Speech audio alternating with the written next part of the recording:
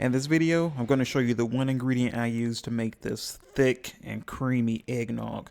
And there's no raw eggs in this recipe. Let's get right into it. And we're going to start off by separating 6 extra large eggs. And we're going to set the egg whites aside for later. For now, we're just going to use the egg yolks.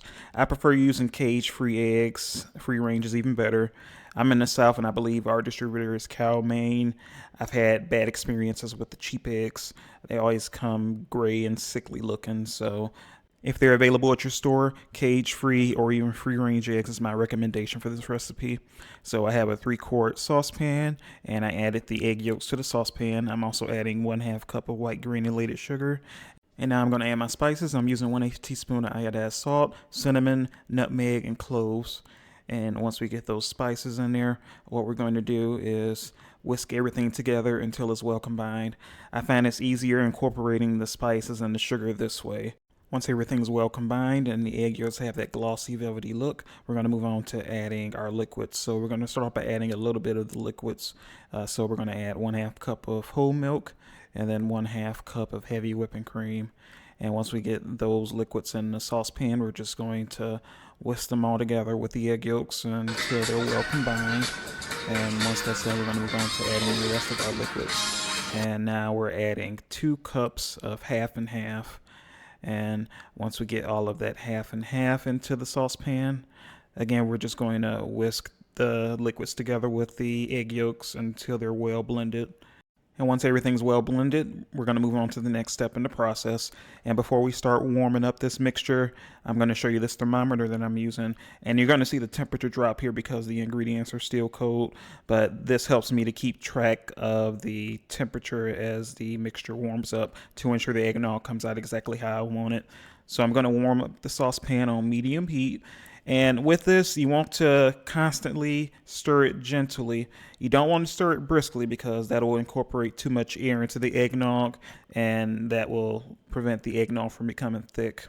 So I skipped ahead in the video, and at this point, a little over 10 minutes have passed. I have my thermometer here checking the temperature of the eggnog mixture. Now, I've tested this recipe multiple times, and I found that the ideal temperature for thick eggnog is between 180 degrees and 190 degrees Fahrenheit. Now, some recipes call for cooking the eggnog to 160 or 170 degrees Fahrenheit. I find the eggnog comes out too thin at that point. And there are other recipes that call for cooking the eggnog to 200 degrees Fahrenheit. I find it comes out way too thick at that point, almost like a custard.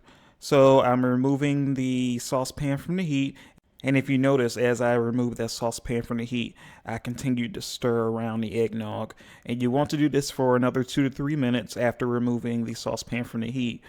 The reason why is because the temperature will still be elevated, so there's still a risk of the egg scrambling.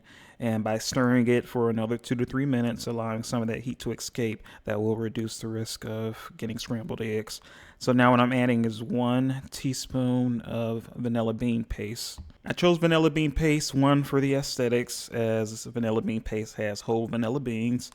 2, because there's not as much moisture in vanilla bean paste versus vanilla extract. Also, the vanilla flavor is more intense in the vanilla bean paste. So I stirred it until it was well combined with the eggnog. And now what we're going to do is we're going to transfer the eggnog into a large bowl. And if you have a mason jar or some other type of container, you could put the eggnog in there as well. But all I have is this bowl, so I'm pouring the eggnog into the bowl right now. And then once I get that eggnog in the bowl, I'm going to chill it in the refrigerator. So before placing it in the refrigerator, what I'm going to do is cover the bowl. I have a paper plate, that's what I'm covering it with. You can cover it with aluminum foil or plastic wrap. And you want to chill it in the refrigerator for a minimum of 4 hours, ideally overnight. In this video, I chilled it for 4 hours. So 4 hours have passed. I just took it out of the refrigerator. And we're going to remove the plate from the bowl. Now, while it's chilling in the refrigerator, some of the ingredients may separate a bit, so that's why you would want to give it a good stir to combine all those ingredients again. And no, I did not add the egg whites to this. If you were to buy eggnog from the grocery store, you'll notice it also doesn't contain egg whites. That's because not everyone can eat raw eggs.